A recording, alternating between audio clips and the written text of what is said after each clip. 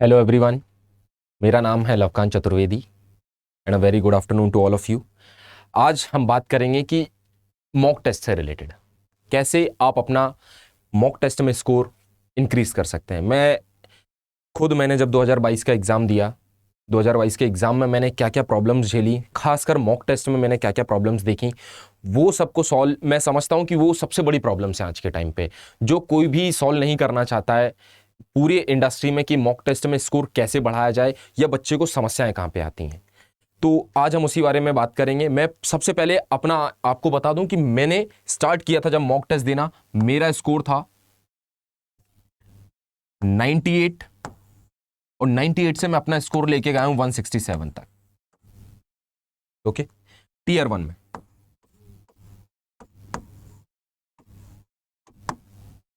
उसके बाद टीयर 2 में जब मैंने अपना पहला मॉक टेस्ट दिया तब मेरा स्कोर था 238 और जब मैंने फाइनल मॉक टेस्ट दिया तब मेरा स्कोर था 340। आप समझिए गैप कैसे, कितना कितना गैप आ रहा है, कितना कितना इंक्रीज है, आप बस इतना देखिए। और ये हुआ कैसे, यही मैं आपके साथ शेयर करने के लिए आया हूं, क्योंकि ये कोई नहीं बताता कि ये होता कैसे है, क्यों होता है, जब तक आपके पास रियल लाइफ कोई एग्जांपल ना हो या फिर आपने खुद एक्सपीरियंस ना की हो ये चीजें। सबसे पहली समस्या जो लोगों के साथ आती है कि इंपॉर्टेंस क्या है सर मॉक देने का। मॉक देने का जो सबसे बड़ा इंपॉर्टेंस है ना आज के टाइम पे, कि आपको सेम एग्जाम रूम वाली फीलिंग, सबसे पहले तो सेम एग्जाम रूम वाली feeling plus same pattern. Exam में टीयर 1 में 100 क्वेश्चन आने, मॉक में 100 क्वेश्चन है आप, और एग्जाम में मेंस में जितना भी क्वेश्चन आने हैं लगभग 130 क्वेश्चन आने, यहां पे भी मॉक में भी अगर मेंस का मॉक देंगे तो आप 130 क्वेश्चन आने वाले हैं।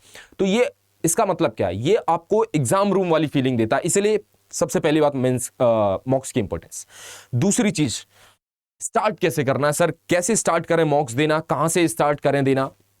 आप एक बात समझिए, कहां से देना ये आपकी चॉइस है, लेकिन स्टार्ट कैसे करना है मॉक्स वो मैं आपको बता सकता हूं। मैंने जब मॉक्स देना स्टार्ट किया, मैं पहले तो 1-2 दिन भटका कि कहां दूं कैसे दूं, लेकिन 1-2 दिन बाद मुझे यह बात समझ में आई क्यों ना प्रीवियस ईयर पेपर से स्टार्ट किया जाए।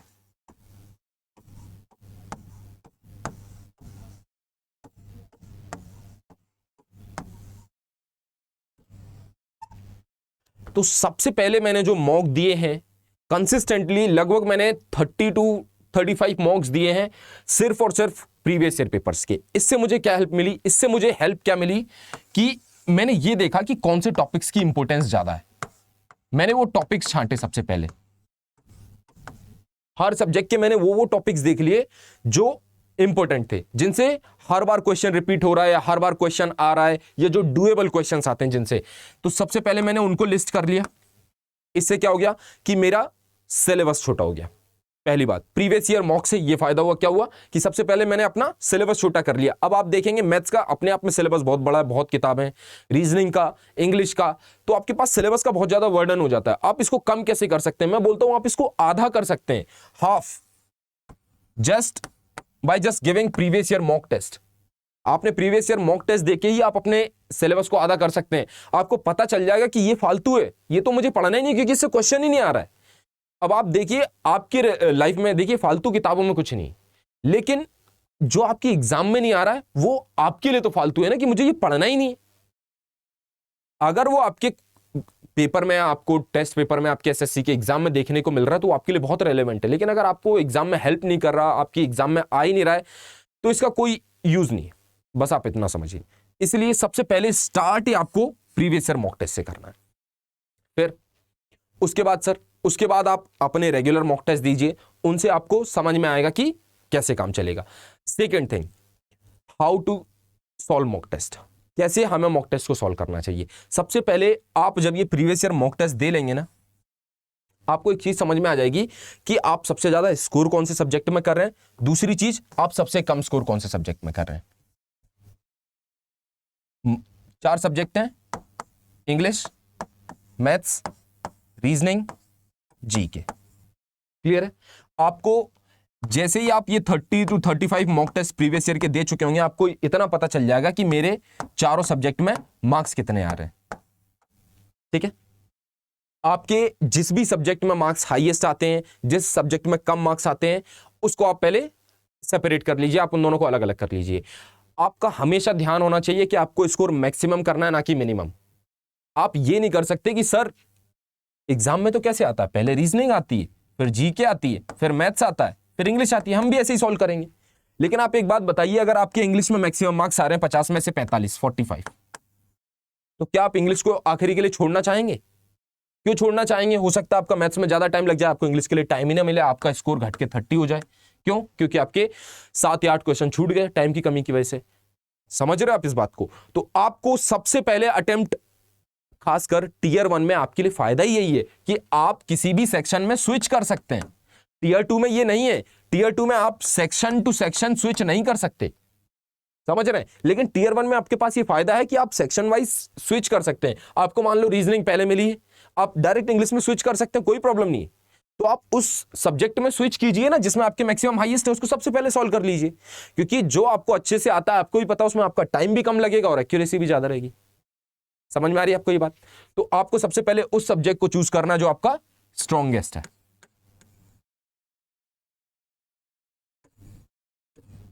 नेक्स्ट क्या करना है सर?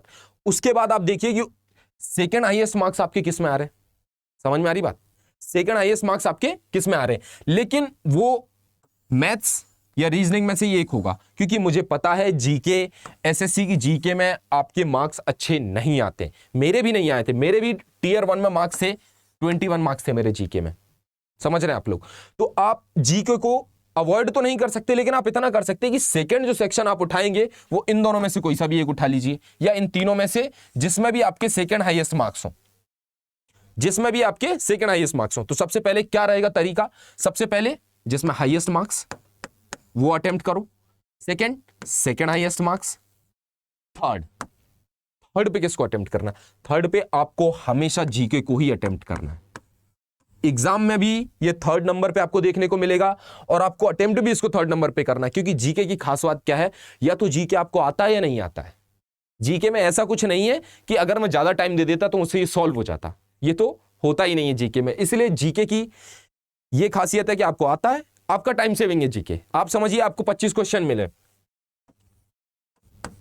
जीके में, ठीक है, आप 25 में से आपको 15 क्वेश्चन आते हैं।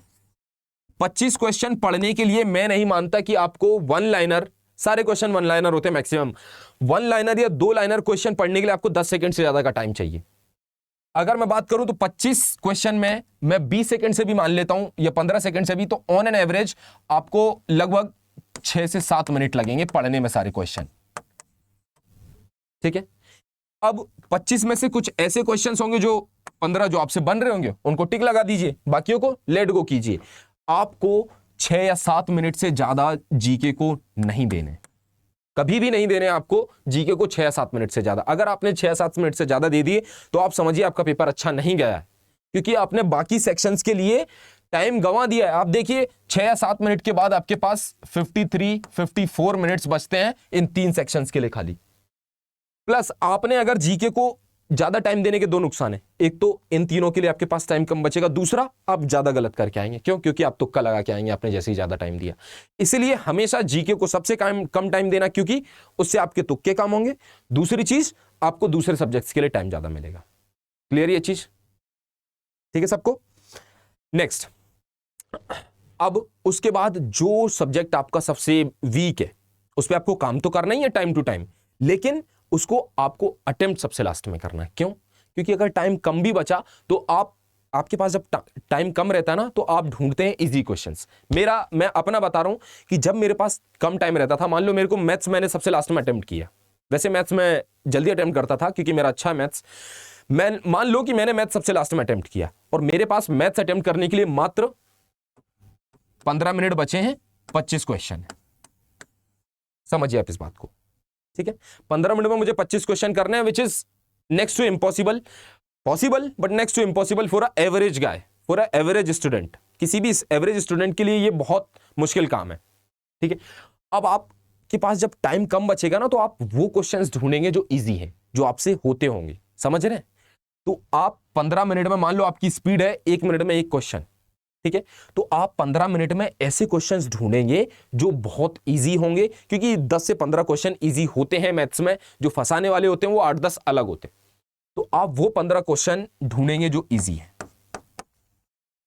और आपने इजी क्वेश्चन ढूंढे, इसका मतलब क्या है, आपने 100% एक्यूरेसी के साथ उनको कर दिया, मतलब आपके 15 क्वेश्चन और सही हो गए।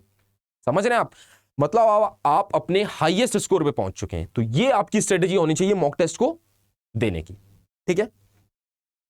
उसके अलावा आप सब्जेक्ट वाइज मॉक दीजिए। आपने कोई टॉपिक कवर किया, सबसे खास बात होती है मॉक टेस्ट की उसका एनालिसिस। जब आपका स्कोर आ जाता है, आपने देखा आपने इस टॉपिक का क्वेश्चन गलत किया, आप उसका एनालिसिस करेंगे। बिल्कुल एनालिसिस जरूरी है, क्योंकि एनालिसिस से आपके वो वाले टॉपिक्स निकल के आते हैं जो आपके सच में वीक हैं, जिन पे आपको काम करना है, ना कि वो टॉपिक जो आपके स्ट्रांग है उनको तो आप इग्नोर करते चलेंगे ना, जो क्वेश्चन आपके सही हो गए विदाउट तुक्का, जो आपने रियल में सही किए। बाकी जो क्वेश्चंस आपके गलत हुए आप उन पे फोकस कर सकते हैं, आप उन टॉपिक को लिस्ट कर सकते हैं, हाईलाइट कर सकते हैं, ताकि आप आगे उन पे ज्यादा वर्क कर सकें। समझ रहे हैं, तो आप उनको एक जगह नोट डाउन कर सकते हैं, वो टॉपिक्स जो आपके वीक है उनको नोट डाउन करिए, एक एक करके टिक लगाते चलिए कि हाँ मैंने आज ये टॉपिक कवर कर लिया। अगले दिन मॉक टेस्ट देने जाइए, उस टॉपिक का आपसे क्वेश्चन हो रहा है कि नहीं हो रहा है, मतलब आपके 2 मार्क्स बढ़े अगर आपसे क्वेश्चन हुआ। ऐसे स्कोर इंक्रीज करता है, ऐसे ही बूस्ट होता है। यही मेरी स्ट्रेटेजी थी। जो मेरे से क्वेश्चंस नहीं हुए हैं या जो मैंने गलत किए हैं उनको मैंने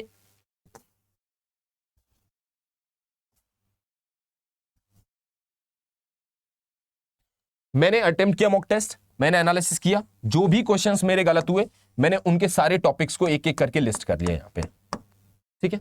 उसके बाद मैंने एक एक टॉपिक को कवर करना स्टार्ट करा। मैंने इसको स्टार्ट करा, नेक्स्ट डे जब मैंने मॉक दिया, मैंने मॉक देना बंद नहीं किया कि मैं सारे टॉपिक कवर कर लेता हूं फिर मॉक दूंगा, बिल्कुल नहीं। मैंने मॉक फिर से दिया अगले दिन, मैंने देखा कि मेरा इस टॉपिक का जो क्वेश्चन था वो तो सही हो गया, मतलब मेरे पिछले मॉक से 2 मार्क्स इंक्रीज हुए। क्लियर। सेकेंड थिंग, जब मैं फिर अगले दिन मैंने ये वाला टॉपिक कवर किया, 2 मार्क्स, ऐसे आपके मार्क्स इंक्रीज होंगे।